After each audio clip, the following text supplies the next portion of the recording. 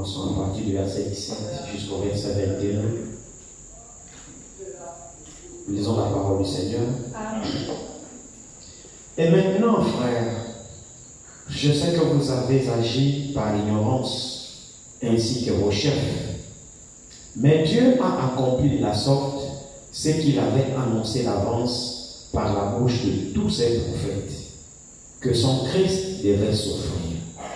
Répentez-vous donc et convertissez-vous pour que vos péchés soient effacés, afin que des temps de rafraîchissement viennent de la part du Seigneur et qu'il envoie celui qui vous a été destiné, Jésus-Christ, que le ciel doit recevoir jusqu'au temps du rétablissement de toutes choses dont Dieu a parlé anciennement par la bouche de ses saints prophètes d'autrefois. Amen. Vous pouvez vous asseoir. Que le Seigneur bénisse encore sa parole qui vient d'être lue. Nous savons que sa parole ne souffre d'aucune interprétation particulière. C'est pourquoi nous avons toujours besoin de la présence du Saint-Esprit qui nous aide chaque fois que nous sommes ici. Ne jamais nous habituer à quoi que ce soit parce qu'on ne s'habitue jamais avec Dieu. Mais toujours être dans une vie battante, renouvelée, parce que chaque jour, Dieu n'agit pas toujours de la même manière. Il fait ce qu'il veut, quand il veut et comme il veut. Alors il attend de nous toujours une attente nouvelle. Une attente nouvelle. Pourquoi ne vous lassez jamais et ne venons jamais dans la présence de Dieu par habitude. Alors ici, vous êtes parlé du rétablissement. Vous savez, la parole de Dieu, de la Genèse à l'Apocalypse, est remplie des Écritures, des prophéties. Et nous savons que la Bible est répartie en 3 parties. Il y a la partie historique, il y a la partie prophétique et il y a la partie de l'enseignement. Et chaque écriture, comme dit la Bible, est inspirée de Dieu. Vous voyez que c'est vraiment un labyrinthe. C'est vraiment un labyrinthe. Tout ce qui est écrit ici vient de Dieu. Mais le problème, c'est que tout ce qui est écrit ici s'accomplira effectivement par votre temps, par mon temps, mais au temps de Dieu. Mais le problème est celui-ci. Pourquoi il est absolument important que ce soit le Saint-Esprit qui conduise, que ce soit le Saint-Esprit qui enseigne? Pourquoi? Parce que Dieu qui a parlé dans sa Bible veille pour accomplir ce qu'il a dit. Et la parole de Dieu s'accomplira en son temps. Pas votre temps, pas mon temps. Donc tout ce qui est écrit ici, il y a un temps d'accomplissement pour chaque écriture. Vous ne pouvez pas le savoir, moi je ne peux pas le savoir. Mais le Dieu qui a écrit, c'est quand chaque écriture et chaque verset doit s'accomplir. Alors l'adorateur, la particularité de l'adorateur, c'est celui qui peut être connecté à l'Esprit de Dieu, parce que c'est cet esprit qui te vivifiera l'accomplissement ou la réalisation de chaque verset. Vous voyez que dans cette histoire, il ne s'agit pas d'aller à l'école ou d'intelligence ou alors d'études bibliques. Non, il s'agit vraiment de s'abandonner dans les mains de Dieu et que lui seul nous conduise et que lui seul nous révèle sa parole et que lui seul ouvre les yeux de nos cœurs et notre entendement pour reconnaître exactement ce qu'il fait et ce qu'il est en train de faire. Comme le disait souvent le messager, que l'homme en général a toujours tendance effectivement à adorer Dieu au passé ou à adorer Dieu au futur. Mais si vous regardez très bien, ce n'est pas cela le vrai adorateur. Le véritable adorateur n'adore pas Dieu par rapport à ce que Dieu avait fait. Quand bien même il est reconnaissant envers ce que Dieu avait fait, ce que Dieu avait fait l'aide à booster sa foi. Mais lui, il marche avec Dieu au présent. La particularité de l'adorateur ou d'un élu, c'est celui qui est capable effectivement d'être dans le plan de Dieu au présent. Celui qui peut vous dire exactement où est Dieu et où est-ce que Dieu se trouve. Celui qui est capable de pouvoir identifier dans les milliers des écritures des versets bibliques, vous dire avec exactitude que voici l'écriture du moment. Derrière moi ici, candidat pour nous, Je crois que le Seigneur vous a instruit ici sur, je crois, l'heure, le frère a intitulé cela, l'ordre de l'heure. Yes. L'ordre de l'heure. Et c'est important que ça complète. Il y a des inspirations terribles sur cela. L'ordre de l'heure. L'ordre de l'heure. En tout cas, il y a des ordres, mais chaque heure a son ordre. Donc, l'heure dans laquelle nous sommes, quel est l'ordre de l'heure? Donc, l'ordre qui vient de Dieu de l'heure. Alléluia. Donc, on n'adore pas Dieu au passé, on vient glorifier Dieu dans ce que Dieu fera. Non, comme si Dieu a arrêté d'agir. Non, Dieu agit encore. Alors, l'élu, c'est celui qui est capable d'identifier ce que Dieu fait maintenant et qui prend part à ce que Dieu fait. Il a dit, le monde ne me verra pas, mais vous me verrez. Car je serai avec vous et même en vous, jusqu'à la fin du monde. Alors s'il est avec nous, il est chargé de nous conduire. Et s'il nous conduit, il doit nous révéler là où il est. Et qu'est-ce qu'il fait exactement? Et quelle est l'écriture de l'heure? Alléluia. Je pourrais pas me mettre là aujourd'hui, commencer à me dire, écoutez, construisons l'âge, physiquement par là. Mais pourtant c'est écrit dans la Bible. Que Noé s'est mis à construire l'âge. C'est écrit, non? C'est la parole de Dieu, non? Alors j'ai le même jugement. La parole de Dieu construit son arche. Alors on va se mettre à chercher le bois de Gophère, et puis physiquement, on va couper le bois, on va se mettre à construire l'arche. Bon, c'est quand même les Écritures. Mais c'est plus pour notre temps.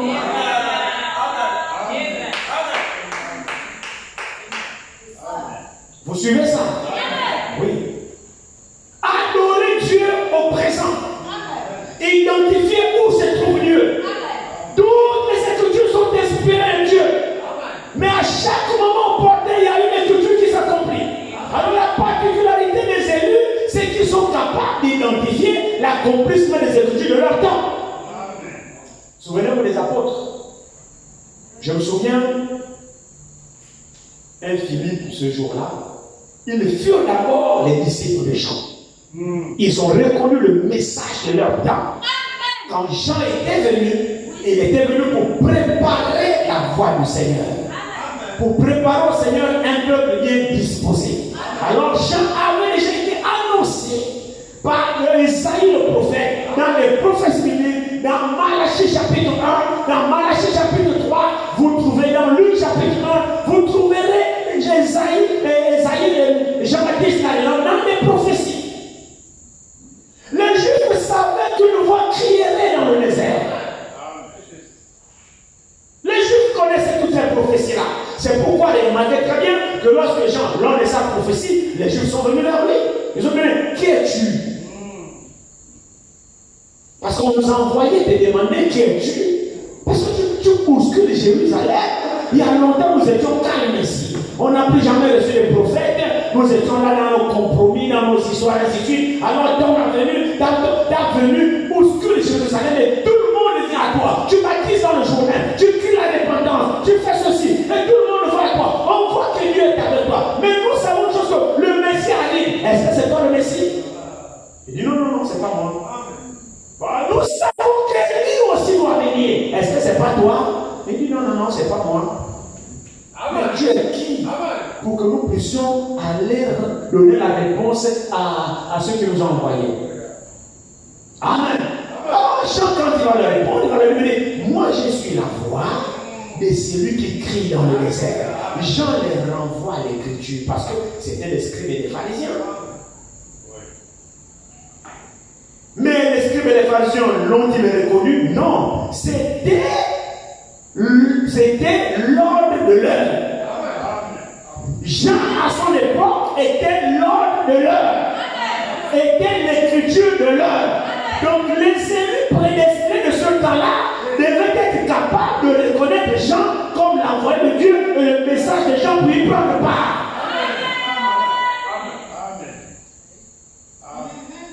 Et parmi lesquels, il y a eu Pierre, il y a eu André, il y a eu Philippe, alléluia, il y a eu Nathanaël, il y avait ces gens-là, c'était les gens qui avaient identifié l'ordre de l'heure. Ils ont été capables de reconnaître l'accomplissement de l'écriture de leur temps. Ils ont compris que Jean était un homme envoyé par Dieu. Parce que le son de la trompette qui sortait de la bouche des gens touchait leur cœur. Pourquoi touchait-il leur cœur? Parce que dans leur cœur, ils étaient prédestinés à croire. Croire, ce n'est pas une affaire de forcing, mon frère et ma soeur. Croire, c'est une affaire de prédestination. Dieu vous a connus d'avance.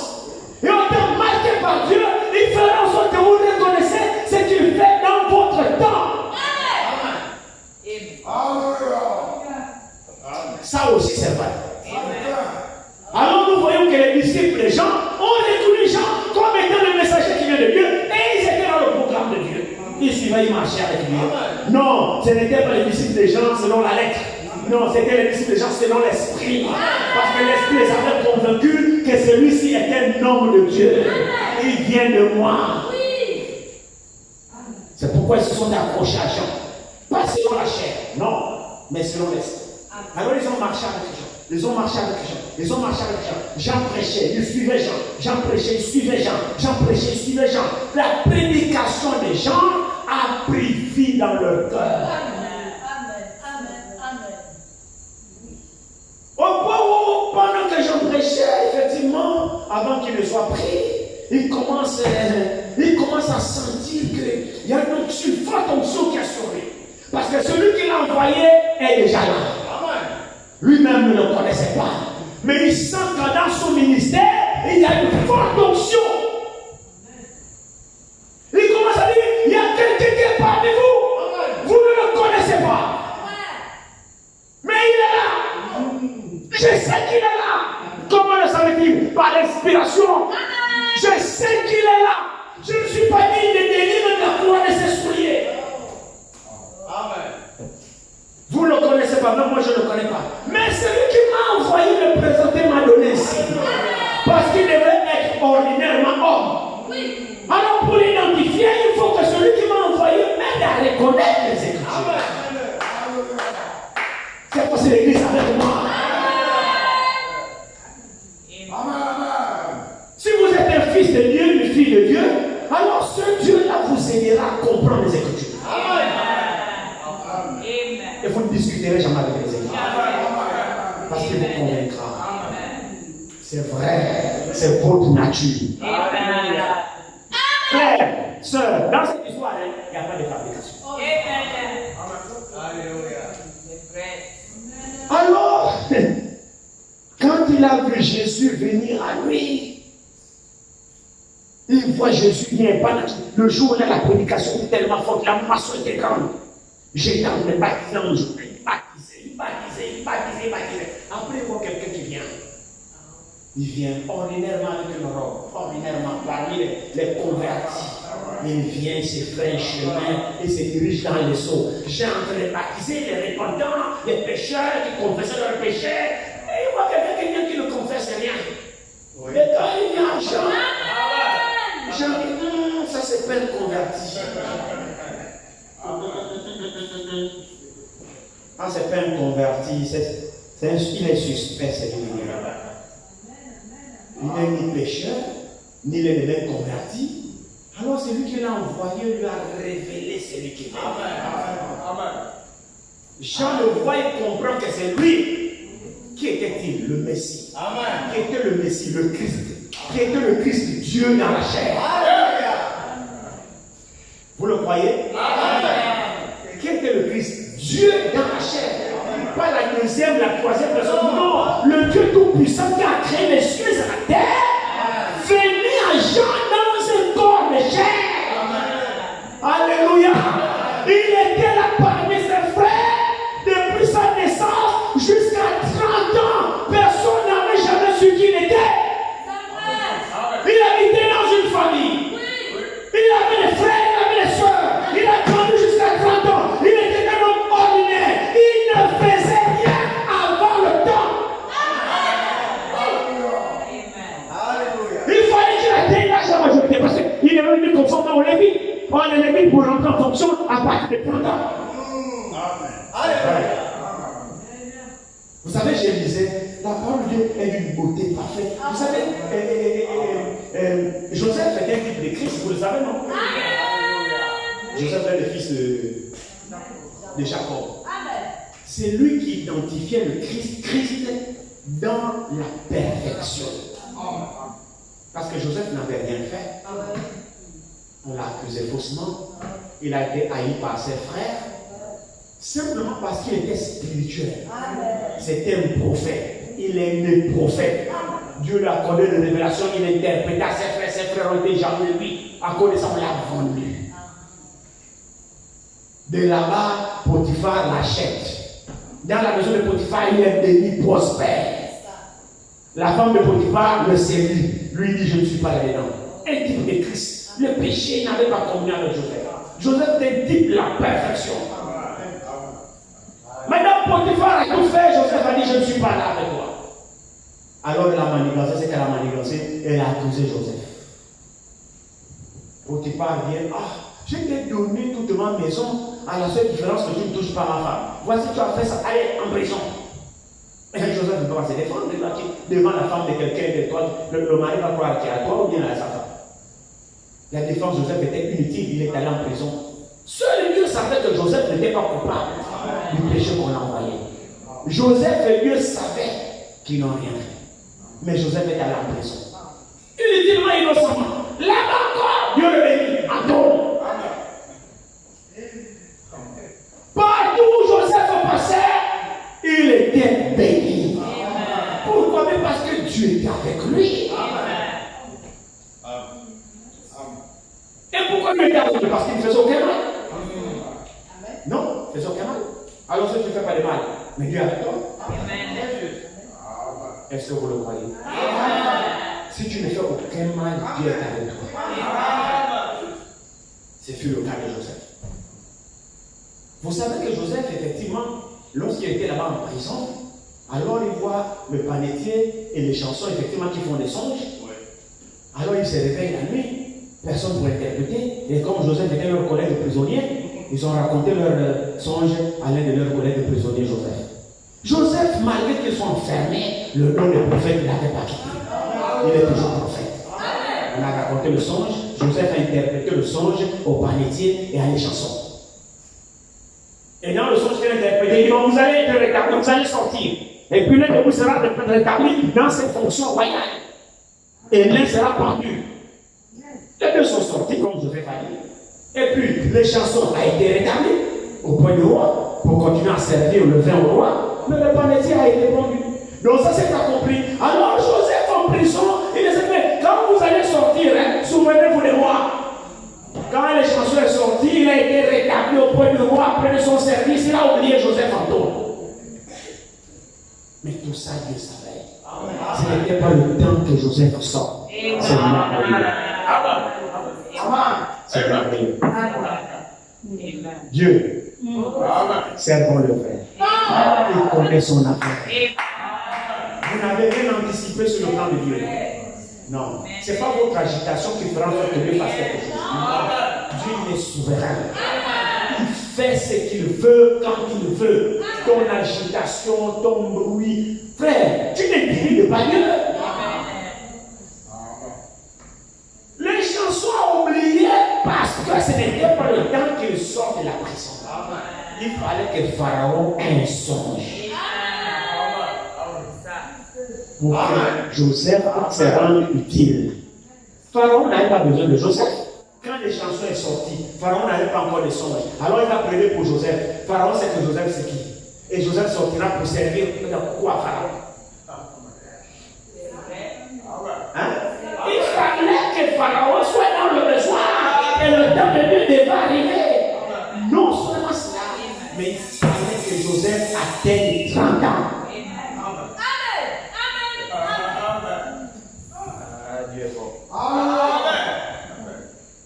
Il fallait que Joseph atteigne 30 ans. La Bible dit, c'est à 30 ans que Joseph est sorti, il a interprété les songes et Pharaon lui a dit, qui d'autre encore est plus intelligent que celui-ci pour qu'on l'établisse? Joseph avait 30 ans quand Pharaon l'a établi sur son trône, sur son royaume. Jésus avait 30 ans quand il est rentré dans son ministère. Alors Joseph était un type parfait de Christ.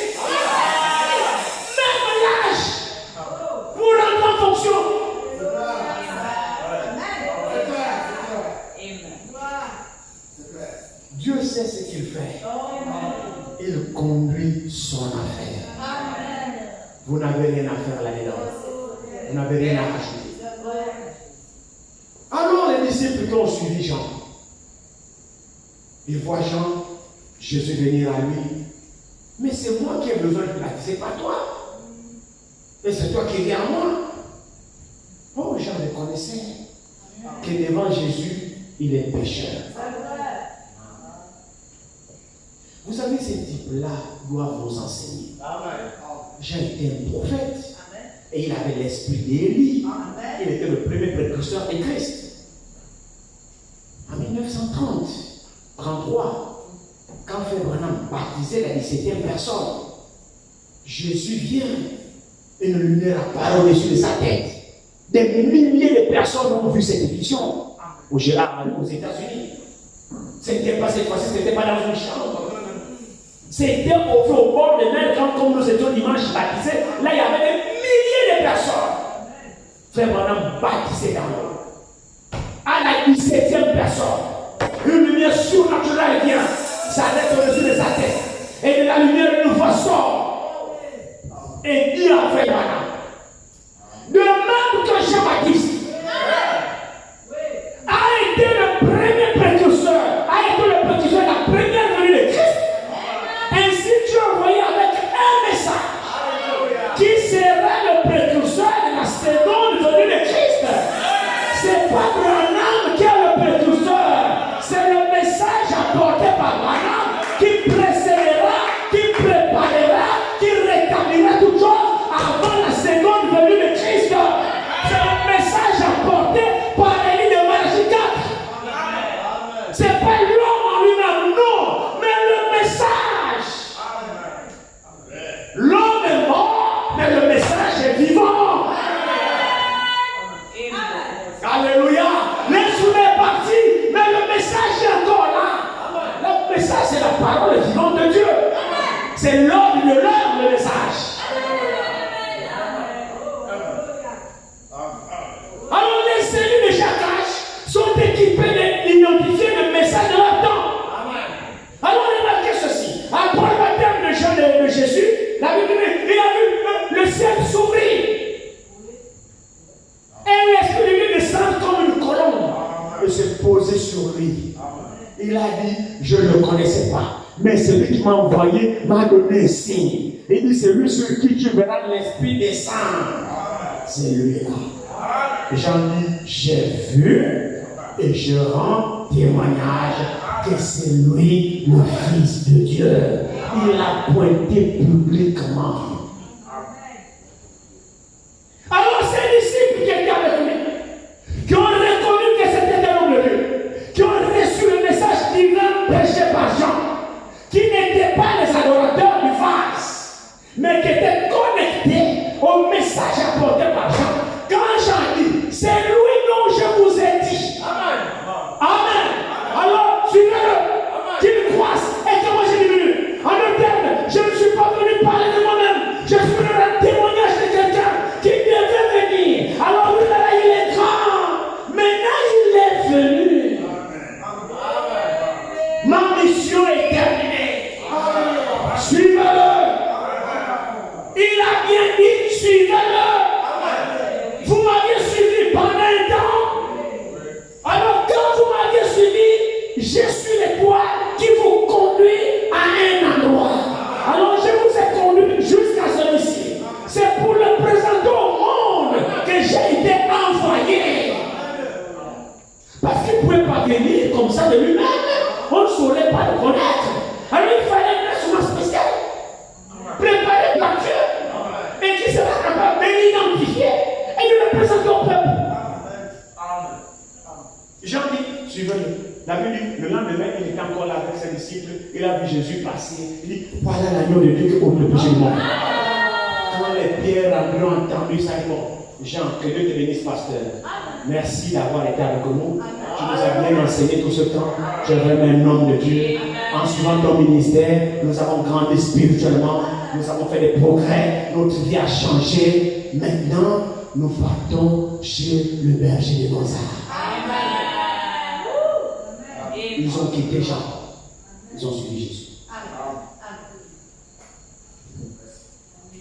C'est vrai, non? Regardez. Il marchait avec Jean, il marchait avec Jésus. Et Jésus prêchait, il partait avec eux. Jésus enseignait. Et c'était là, il suivait le maître. Il suivait le maître, il suivait le maître. Ils étaient tellement touchés dans leur cœur, frères, sœurs. Quand vous êtes vraiment en présence du Seigneur, pas la religion que nous faisons là. Quand réellement votre cœur est réconcilié avec Dieu, vous allez ressentir les bienfaits. C'est vrai. Vous allez ressentir les bienfaits de l'Esprit de Dieu dans votre cœur. Il y a une telle intimité avec vous, avec votre Dieu, que je vous assure qu'il n'y a rien qui puisse se passer ces moments-là. Et vous ne voudrez pas perdre ça. C'est le moment-là que les disciples passaient expérimenter. Alors les deux appelaient Philippe. Ils passaient tellement de moments bénis qu'ils ont reconnu que Jésus était celui dont les apôtres, les prophètes avaient parlé. Alors ils se détachent, ils disent non, je connais un bro qui est avec nous. C'est aussi un fils de Dieu, Nathanaël. Lui n'a pas encore reçu la révélation. Il n'est pas encore rentré en contact avec le Messie. Et pourtant, c'est un véritable fils de Dieu. Il prie. Il est comme nous. Philippe va se détacher pour aller le chercher. Pour aller lui faire partager la révélation qu'ils ont reçue. Ou alors, le partager que nous avons découvert le Messie. Il dit, il trouve Nathanaël. Nathanaël, il dit oui, salut bro, shalom, shalom. Il dit, ah, nous avons trouvé. Quoi? Celui dont Moïse a parlé. Amen. C'est une déclaration forte. Amen. Il faut être un élu pour donner une telle déclaration parce que, frère, le résultat de ça, c'est le blasphème si ce n'est pas vrai. Parce que le prophète dont Moïse avait annoncé dans le Deutéronome, le juif savait que c'est Dieu lui-même. Donc, quand Philippe vient donner ce témoignage, pas à un incroyant, mais à un croyant Nathanaël, il connaissait la conviction de Nathanaël, il connaissait la foi de Nathanaël. Alors, quand il vient comme ça, nous avons trouvé. Celui dont Moïse a écrit dans le monde, celui dont les prophètes ont parlé, Jésus de Nazareth. Voilà la vie d'Aspie, le fils de Joseph. Là, il a tout reste. Mais c'était sa faute. Parce qu'il a vu dans la maison de Joseph. Mais quand même, il reconnaissait que bon, c'est quand même lui que les Écritures s'accomplissent sans lui. On a dit, hein? Nazareth, tu aurais pu te limiter là. Nazareth, quelque chose de bon. Donc, quelque chose de l'envergure de ce que nous attendons comme Messie peut venir de Nazareth. Parce que j'ai lu les Écritures, je suis même là en méditation, là où je me trouve en méditation. Je suis même certainement en train de lire Michel, et qui parle des fracas petits de Bethléem. Alors, toi, tu me parles de Nazareth, mais quelque chose de bon peut venir là-bas. Ce n'est pas des Écritures. Alors là, Philippe était coincé, il ne savait pas comment dire. Déjà, même sa révélation était à déni parce qu'il attribue le fils de Joseph. Alors, comme il n'avait pas assez d'arguments scripturels, ne discutez pas beaucoup quand vous n'êtes pas assez assis. Il dit, bon, bro, viens et voir. Ça, je me dis, non, mais là, je ne suis pas assez assis. Alors, c'est moi toi-même qui vas écouter. Hein? Soyons sages. Évitons les débats. Quand vous n'êtes pas calé, arrêtez les discussions. Bro, allons voir toi-même. Bon, comme Nathanaël connaissait Philippe, que c'était aussi un vrai bro, il ne peut pas se permettre avec des déclarations comme ça s'il n'est pas, c'est pas vrai. Il dit, bon, allons. Lui-même, il est parti. Il arrive. Dès que Jésus l'aperçoit, il n'a même encore rien dit. Jésus manifeste le signe messianique dans lequel les Juifs affermis doivent identifier que c'est lui. Voici un vrai Israélite dans lequel il n'y a point de fraude. Tu me connais où? Il dit, oh, doucement. Avant que Philippe ne t'appelle, quand tu étais assis, tu méditais là. Moi, je te voyais. Il s'est prosterné. Lui, il n'a pas dit fils de Joseph. Non. Il dit, tu es le Christ, tu es le fils de Dieu.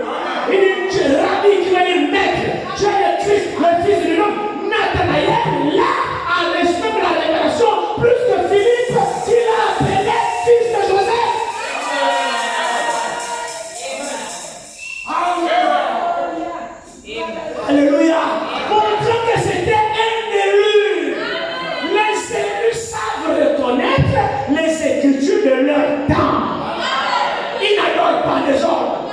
Non. Aujourd'hui, c'est quoi? Jésus guérit, Jésus fait les miracles. On vient d'assister à un grand rassemblement là en Zion. Là, c'est pourquoi les miracles, les rassemblements, frère. L'ennemi, c'est quoi? Le message. Mais l'écriture du temps, c'est quoi? C'est le rétablissement de toutes choses. Jésus a été gardé au ciel jusqu'au temps du rétablissement de toutes choses. Si toutes choses ne sont pas rétablies, Jésus ne viendra pas. Voici l'écriture de l'heure. Et vous devez prendre part au rétablissement. C'est là où Dieu se trouve. C'est l'écriture qui est vivante aujourd'hui. C'est là où l'action du Saint-Esprit est en train de travailler pour rétablir chacun. Nous attendons un enlèvement. Tous ceux qui parlent d'enlèvement ne sont pas dans le rétablissement. Mais l'enlèvement concerne ceux qui sont rétablis. Alléluia. Alors il y a eu un message de rétablissement qui a été envoyé par Dieu. Donc en dehors de ce message, vous êtes loin de l'enlèvement. Peu importe vos miracles. C'est vrai, même si vous restez les morts, vous êtes en dehors du programme de Dieu. Vous n'êtes pas dans l'ordre de l'heure. Vous adorez Dieu en dehors de sa volonté. C'est ça les élus. Il a besoin de te donner l'écriture du temps. Parce que le Saint-Esprit le lui a révélé. Et il ne prend pas. L'enlèvement concerne les rétablis.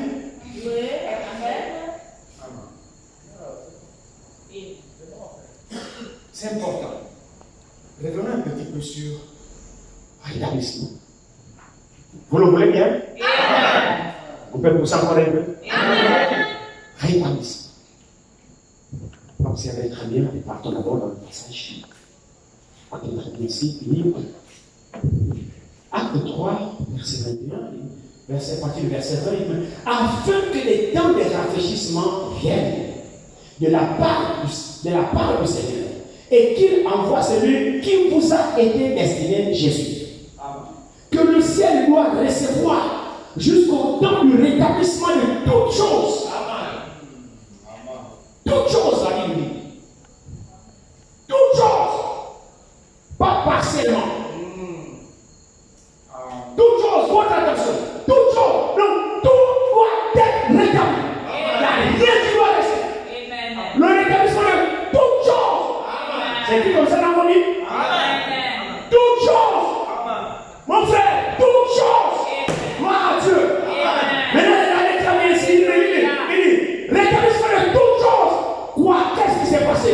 Donc Dieu a parlé. Où?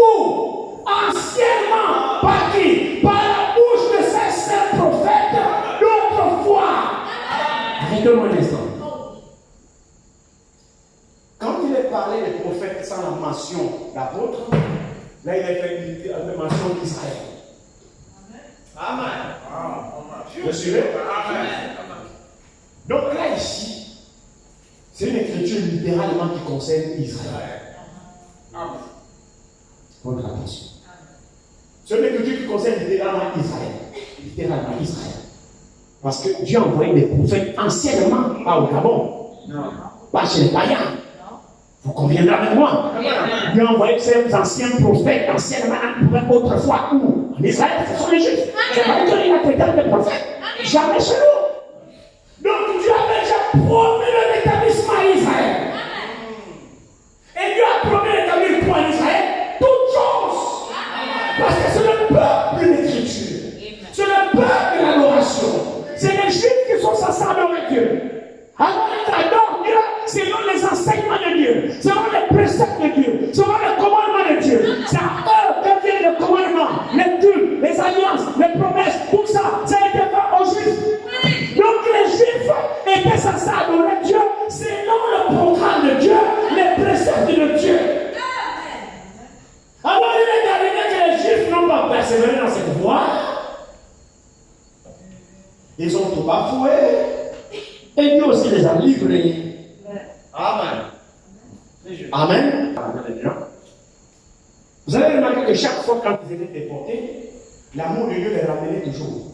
Et quand l'amour de Dieu les ramenait, les Juifs repartaient, n'adoraient jamais Dieu n'importe quoi.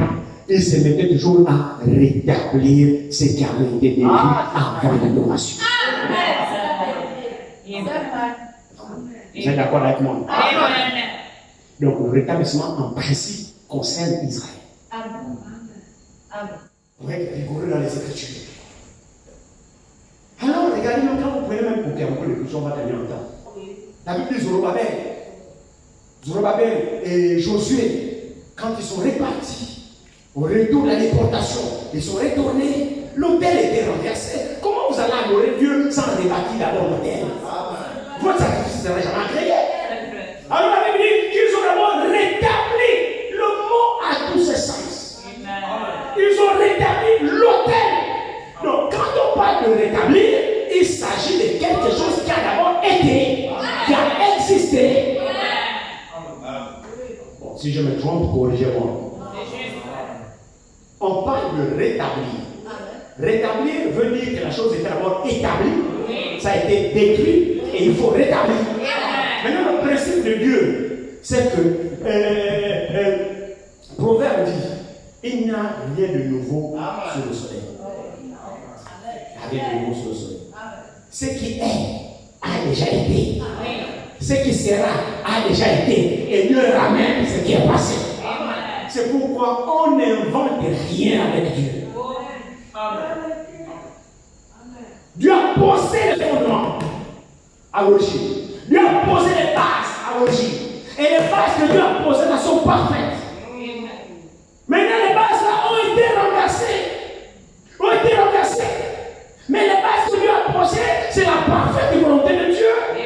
Quand cela a été renversé, pour te réconcilier avec Dieu, il faut que ces bases qui ont été renversées soient rétablies. Alléluia. Les mesures là sont parfaites. La fondation est parfaite. Et si vous remarquez très bien, ce n'est pas la fondation qui a été détruite. C'est l'édifice qui a été détruit. Les fondations sont restées les mêmes. Quand on parle de rebâtir, c'est sur les anciennes ruines. C'est-à-dire garder les mêmes mesures, les mêmes fondations, les mêmes bases. Parce que la base qui a été posée, c'est une base de la révélation. C'est ça. Amen. Le rétablissement, c'est la chose qui a existé, qui a été détruite et qu'on rebâtit sur les mêmes mesures. Frère, n'ajoute rien, ne modifiez rien, n'améliorez rien. C'est parfait. Amen. C'est pourquoi l'apôtre Paul dit, j'ai tout dit. Amen. Comment il a posé ce coup? Eh bien, il se trouve que la pierre, la pierre que ceux qui bâtissaient ont rejetée, mais il se trouve qu'elle est devenue la principale des langues. Vous bâtissez, vous avez besoin de la pierre angulaire. Mais ceux qui bâtissent la rejettent. Et maintenant ils sont coincés, il se trouve que sans cette pierre, l'édifice est tordu. Vous n'aurez pas vos angles droits, et ainsi de suite. La pierre angulaire sert à poser le fondement, à prendre des bases, des mesures exactes et correctes. Il vous faut la pierre angulaire. C'est elle qui vous donne les mesures de la structure.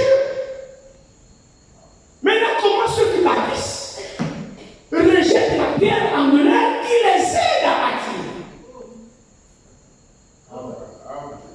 Comment vous parlez d'un Dieu et vous le rejetez le même Dieu? Comment vous parlez d'un salut, vous rejetez l'auteur du salut? Il y a un problème. Or, il se trouve que la pierre là, sans elle, il n'y a pas d'édifice. L'édifice ne tiendra pas. Cette même pierre avec laquelle on pose les fondements, c'est la même pierre qui avec elle contrôle. Donc la pierre angulaire est en même temps la pierre de fête. Ça veut dire quoi? Il est le commencement, il est la fin, il est l'alpha, il est l'oméga. C'est avec lui que vous devez commencer et c'est avec lui que vous devez terminer.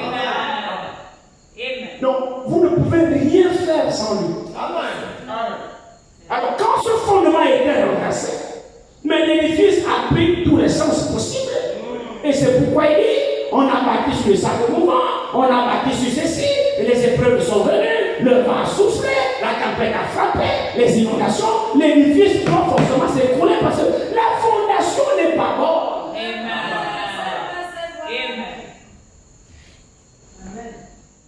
Alors il faut rétablir ce qui était au commencement.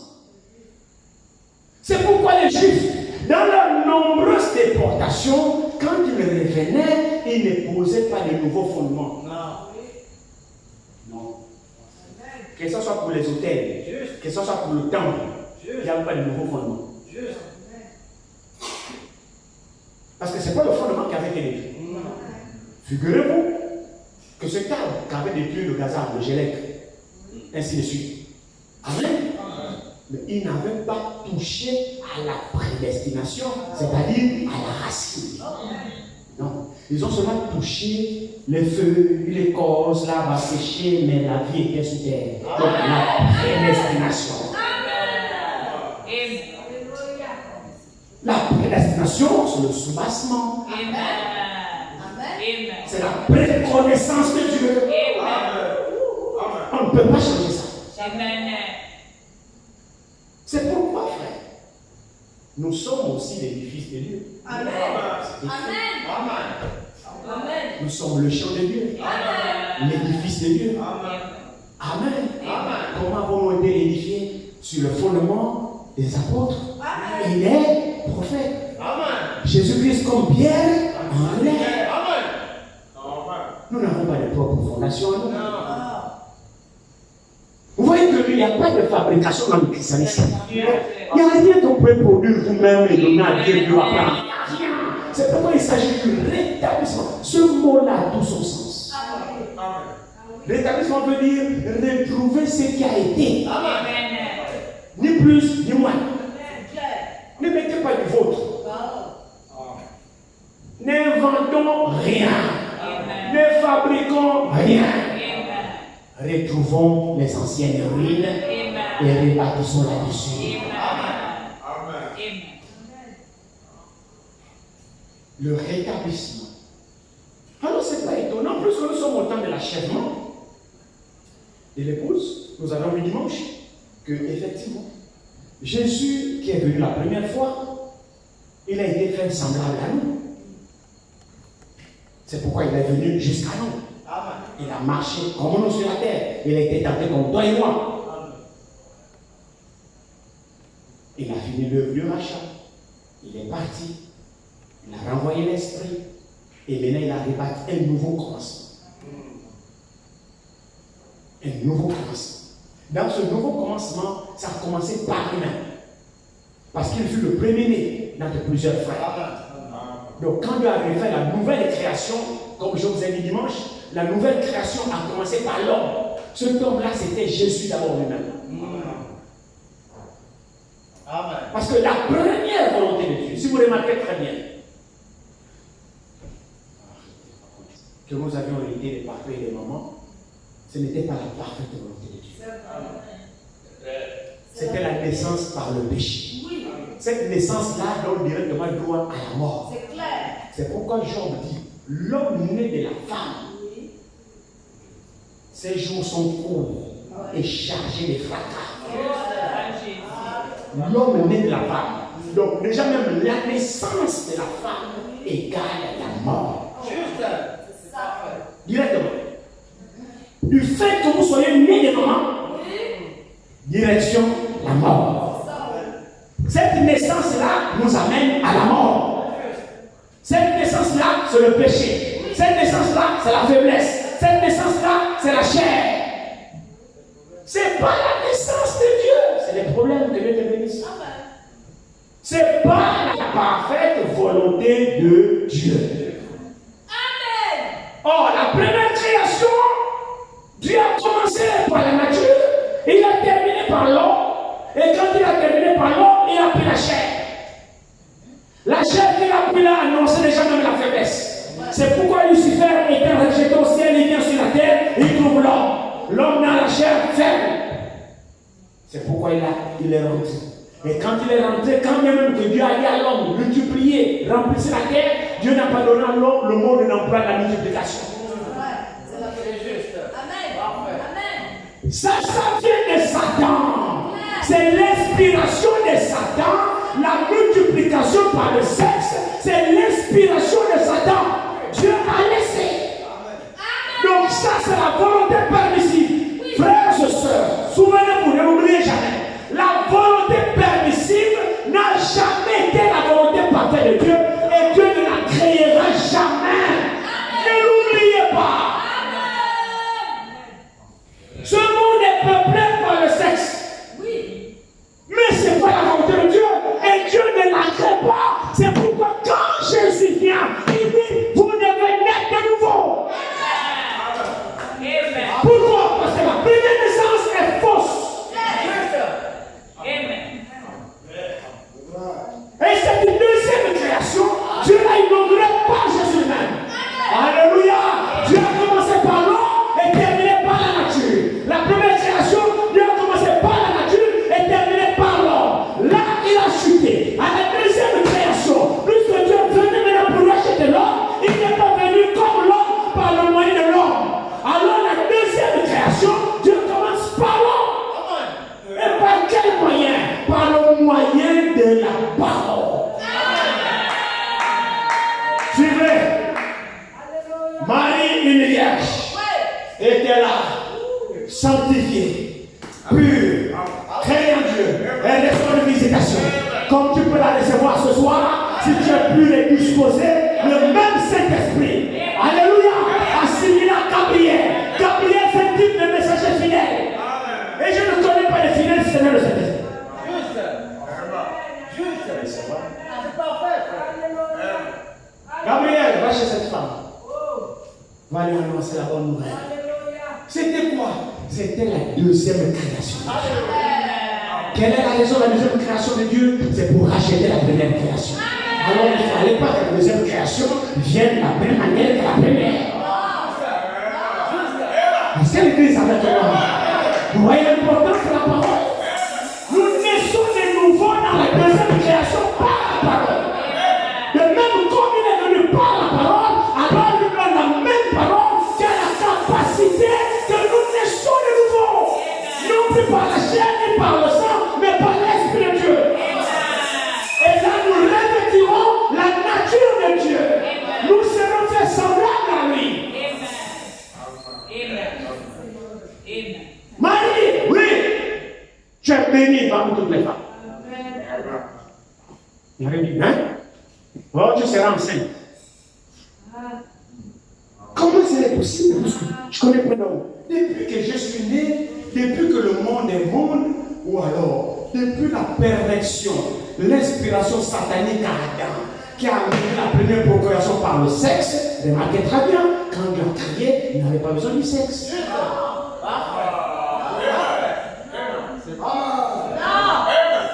Alors le diable, qui est un grand théologien, il a amené sa connaissance. Il a dit, mais attends, c'est aveugle quoi? Soyez intelligents, soyez instruits. Dieu a laissé le sexe quoi? Celui qui a créé ça, c'est pour ça qu'on puisse en faire bon usage, non? Alors voilà, je vais vous montrer comment à quoi ça sert.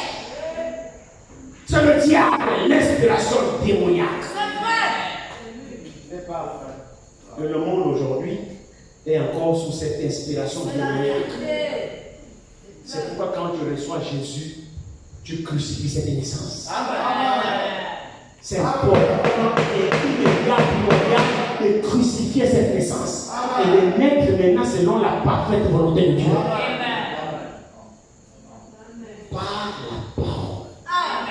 C'est la parole qui nous ensémence. La parole a le pouvoir créateur. La parole crée en nous une sémence divine. La parole, lorsqu'elle rentre, ça a un germe de vie. Et lorsque ça descend dans ton cœur, ça jaillit. C'est comme cette petite pierre qui bouleverse, qui devient un royaume dans le cœur de celui qui le reçoit. Cherchez premièrement le royaume de Dieu. C'est comme ça que c'est écrit. Non, c'est un royaume que nous recevons dans notre cœur. Par le moyen de la parole, inspiré par le Saint-Esprit, qui donne la vie à la parole que vous recevez.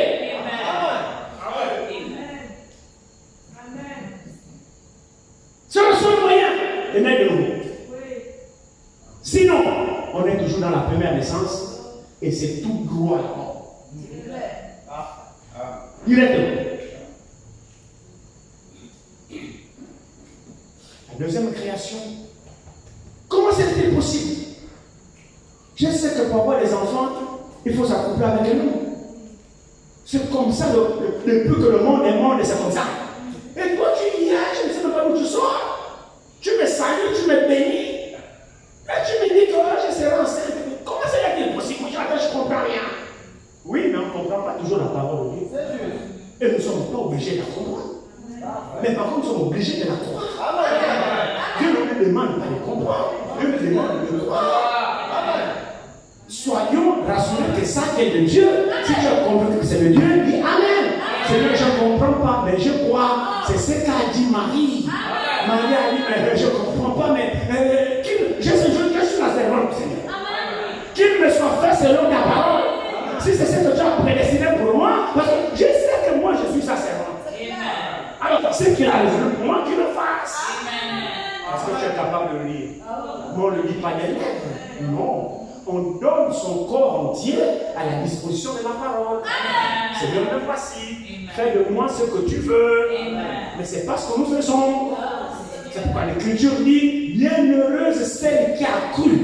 Car les choses qui ont été promises de la part du Seigneur prouveront son accomplissement. Donc, les choses aussi qui ont été promises à vous et de la part du Seigneur ne peuvent prouver leur accomplissement en vous que si vous croyez. Si cela était possible à Marie, si Marie était capable d'enfanter, mais c'est parce qu'elle a cru. Vous pensez que c'était facile pour Marie? Non. Une telle parole. Ah, j'ai entendu ça quelque part. Mais Marie n'avait jamais entendu. Frère, mettez-vous à la place de Marie. Marie n'avait jamais, depuis que le monde existe, on n'a jamais entendu ça. Mais il faut être prédestiné pour croire une telle parole. Et c'est ça la particularité des élus. C'est ce qui montre que Marie était un vase prédestiné. Marie était choisie d'avance. Dieu savait que Marie croirait. Même si c'est difficile, Marie croirait. Mon plan s'accomplirait dans Marie. Je viendrai dans le ventre de Marie.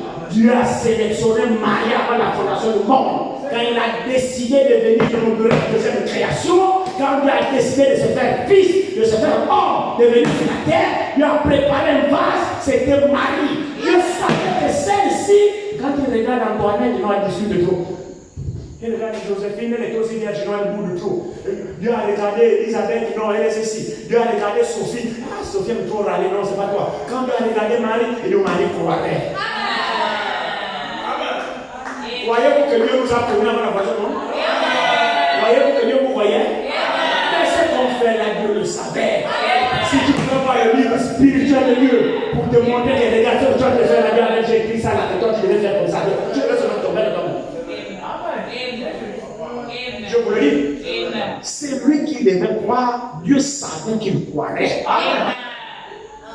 C'est pourquoi je vous dis que Dieu savait que je toucherais les voisins. Et je le crois. Dieu nous a fournis avant la fondation du monde. Soyons des bases prédestinées. Laissons le plan de Dieu s'accomplir dans notre vie.